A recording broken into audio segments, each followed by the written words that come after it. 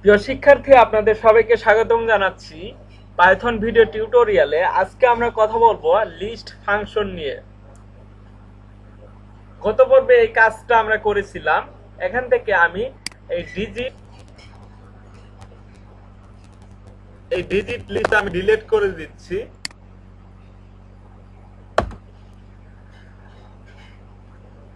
আজকে আমি লিস্টের কয়েকটি ফাংশন দেখাবো আপনাকে। এই w1 ডট আমি চাচ্ছি আগে আমি প্রিন্ট করতেছি। এই লিস্টটাকে আমি প্রিন্ট করতেছি। আমাদের এখানে লিস্টটা আমরা দেখতে পারতেছি। এখন আমি চাচ্ছি এই w1 যে লিস্টটা আছে আমি এর ভিতর কিছু ডাটা ইনসার্ট করব বা অ্যাপেন্ড করব।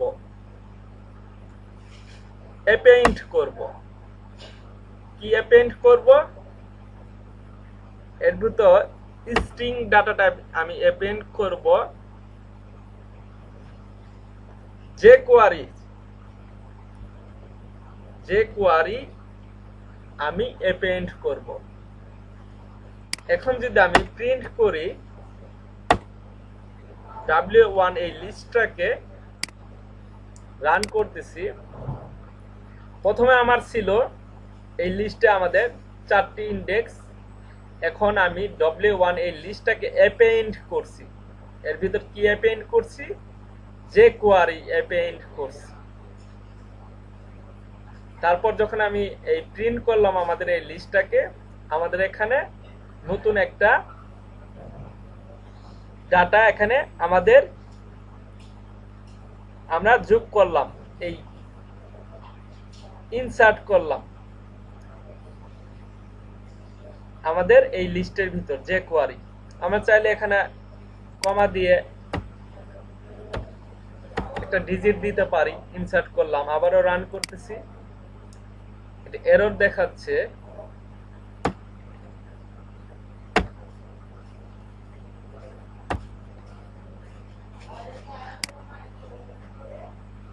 এরর দেখাচ্ছে। আমরা যখন অ্যাপেন্ড করব তখন একটা স্ট্রিং এ আমরা যোগ করতে পারবো আমাদের আগের লিস্টের সাথে। আগের লিস্টে আমাদের ছিল 4টি ইন্ডেক্স, এর সাথে আমরা আরেকটি ইন্ডেক্স যোগ করছি যে কোয়ারি। এখন আমাদের এখানে 5টি ইন্ডেক্স এই লিস্টে। কিভাবে লিস্টে নতুন একটি ইন্ডেক্স রাখতে হয় সেটা আপনারা দেখে নিলেন। এখন আমি ইনসার্ট করব। ইনসার্ট একটা ফাংশন আছে, সেটার ব্যবহার দেখাবো। এই ইনসার্ট করব আমি কত নাম্বার ইন্ডেক্সে আমি এই যে কোয়ারি ইন্ডেক্স করবে সেটা বলে দিতে পারবো। আমি চাচ্ছি এটা হচ্ছে 0 1। এই পাইথন আছে আমাদের 1 নাম্বার ইন্ডেক্সে। আমি চাচ্ছি এই 1 নাম্বার ইন্ডেক্সে আমি যে কোয়ারি অ্যাড করতে চাচ্ছি, তাহলে আমার এই পাইথন ইন্ডেক্স 2 নাম্বার চলে যাবে। এখন যদি রান করি, ইয়েস, আমাদের 0 1 এখানে ছিল পাইথন 1 নাম্বার ইন্ডেক্সে। এখন আমরা ইনসার্টের মাধ্যমে 1 নাম্বার ইন্ডেক্সে যে কোয়ারিকে আমরা সেট করে দিলাম 0 1। পাইথন চলে গেছে 2 নাম্বারে। ইন্ডেক্স ধরে কিভাবে আমরা ইনসার্ট করতে পারি সেটা শিখে নিলাম যে কোনো ডাটাকে। এরপর আমি দেখাবো রিমুভ। আমি রিমুভ ফাংশন ইউজ করব। রিমুভ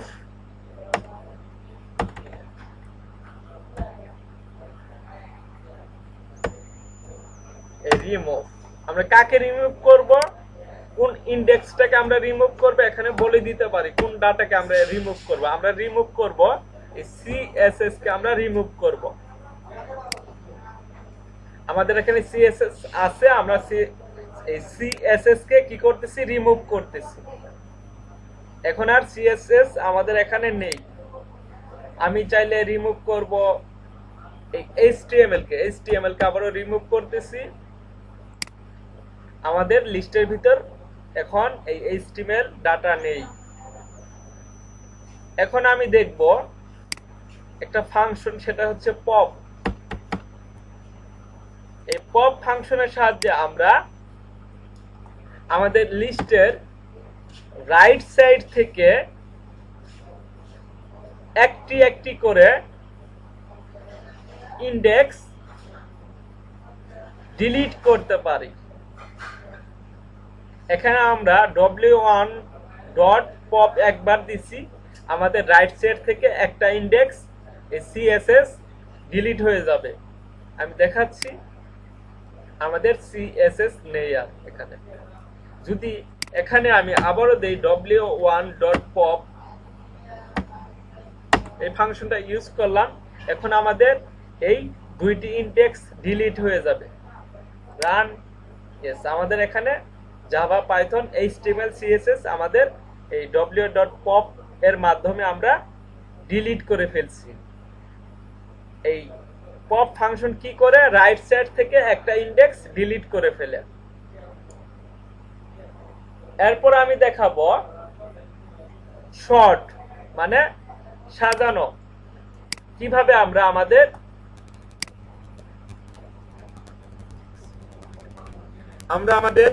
এই লিস্টটাকে সাজাইতে পারি, সেটা আমরা এই শর্ট ফাংশনের মাধ্যমে করতে পারি। যেমন আমরা যদি ডিকশনারি অনুযায়ী চিন্তা করি, আমাদের প্রথম হবে এ, তারপর বি, সি, ডি, এইভাবে চলবে আমাদের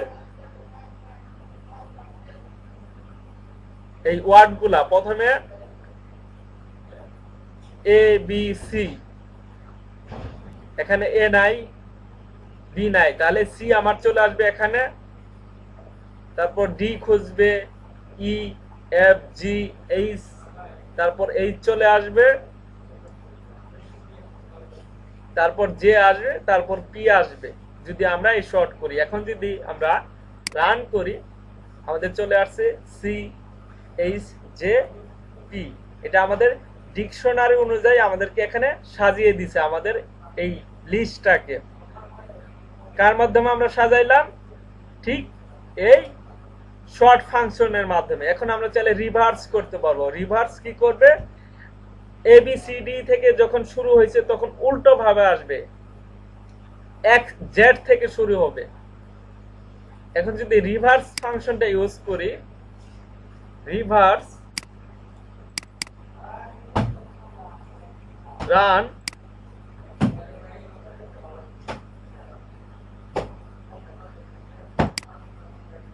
রান, এটা আমাদের কি ছিল? প্রথম ছিল আমাদের জাভা, এখন ঠিক রিভার্স করছে আমাদের লিস্টটাকে। সিএসএস প্রথম চলে আসছে, জাভা চলে গেছে প্রথমে। এটা ডিকশনারি অনুযায়ী আমাদেরকে সাজাচ্ছে না, এটা রিভার্স করতেছে জাস্ট। আমাদের লিস্টটা ছিল এরকম, এখন ঠিক উল্টো ভাবে চলে আসছে। ঠিক এই কাজটা আমরা করতে পারি রিভার্স ফাংশনের সাহায্যে। এরপর আরেকটা ফাংশনের ব্যবহার দেখবো, সেটা হচ্ছে ইনডেক্স। আমরা যদি আমাদের এখানে কোনো ডাটার ইনডেক্স দেখতে চাই, সেটা আমরা দেখতে পারবো এই ইনডেক্স ফাংশনের সাহায্যে। কার ইনডেক্সটা আমরা দেখতে চাচ্ছি? আমি চাচ্ছি এই এইচটিএমএল আমাদের কত নাম্বার ইনডেক্সে আছে আমি সেটা দেখব। এইচটিএমএল ইনডেক্সটা দেখব। আমি এটাকে এক্সিট করে নিচ্ছি, আমি সরাসরি এটাকে প্রিন্ট করব।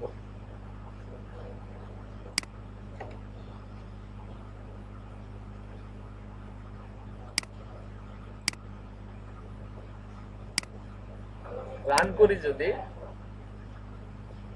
এই এইচটিএমএল আমাদের 2 নাম্বার ইনডেক্স আছে, এটা এখানে দেখাচ্ছে। আমি কাউন্ট করি 0 1 2, ইয়েস, আমাদের 2 নাম্বার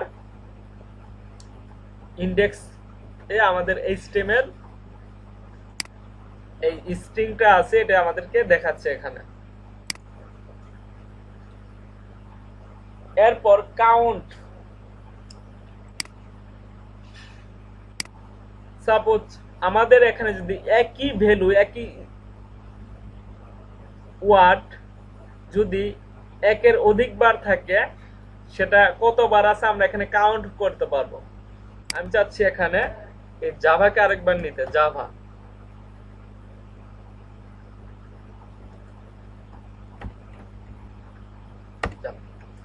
এখন যদি আমি কাউন্ট ফাংশনটা ইউজ করি, কাউন্ট কাকে কাউন্ট করবে? এই জাভা। আমাদের এখানে এই কাউন্ট ফাংশনটা খুঁজবে আমাদের এই লিস্ট থেকে যে জাভা আমাদের এখানে কতবার আছে সেটা কাউন্ট করে আমাদেরকে এখানে দেখাবে। রান,